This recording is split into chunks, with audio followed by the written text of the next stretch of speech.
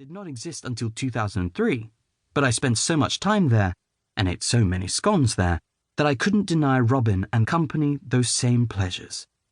The twisted route as described does not exist, and as far as I'm aware, no pub exists in Oxford of that name. There is also no Taylor's on Winchester Road, though I am pretty fond of the Taylor's on High Street. The Oxford Martyrs' Monument does exist, but was not completed until 1843, 3 years after the conclusion of this novel. I've moved the date of its construction up just a little bit, all for the sake of acute reference. The coronation of Queen Victoria happened in June 1838, not 1839. The Oxford to Paddington railway line was not laid until 1844, but here it was constructed several years earlier for 2 reasons. First, because it makes sense given the altered history, and second, because I needed to get my characters to London a bit faster. I took a lot of artistic liberties with the commemoration ball, which looks a lot more like contemporary Oxbridge May commemoration ball than any kind of early Victorian social event. For instance, I'm aware that oysters were a staple of the early Victorian poor, but I chose to make them a delicacy because that was my first impression of the 2019 May ball at Magdalen College, Cambridge. Heaps and heaps of oysters on ice. I hadn't brought a purse and was juggling my phone, champagne glass, and oyster in one hand and spilled champagne all over an old man's nice dress shoes as a result. Some may be puzzled by the precise placement of the Royal Institute of Translation, also known as Babel. That is because I've warped geography to make space for it. Imagine a green between the Bodleian Libraries, the Sheldonian, and the Radcliffe Camera.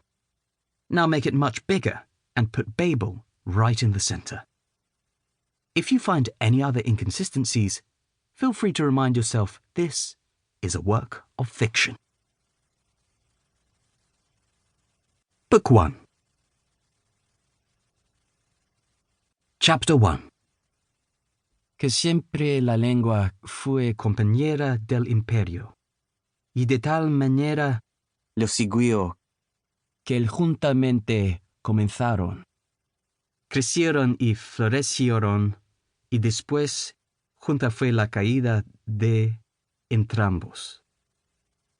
Language was always the companion of empire, and as such, together they begin, grow, and flourish, and later, together, they fall. Antonio de Nebrija, Gramática de la Lengua Castellana.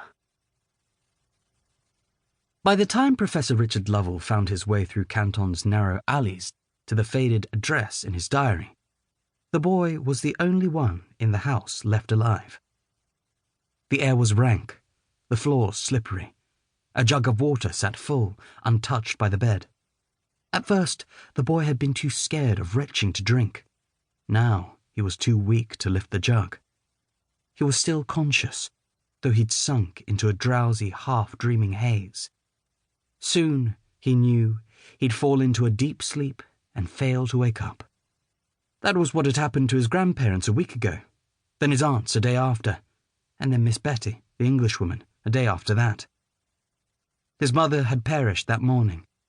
He lay beside her body, watching as the blues and purples deepened across her skin. The last thing she'd said to him was his name, 2 syllables mouthed without breath. Her face had then gone slack and uneven. Her tongue lolled out of her mouth. The boy tried to close her filmy eyes, but her lids kept sliding back open. No one answered when Professor Lovell knocked. No one exclaimed in surprise when he kicked through the front door. Locked, because plague thieves were stripping the houses in the neighbourhood bare. And though there was little of value in their home, the boy and his mother had wanted a few hours of peace before the sickness took them too. The boy heard all the commotion from upstairs, but he couldn't bring himself to care.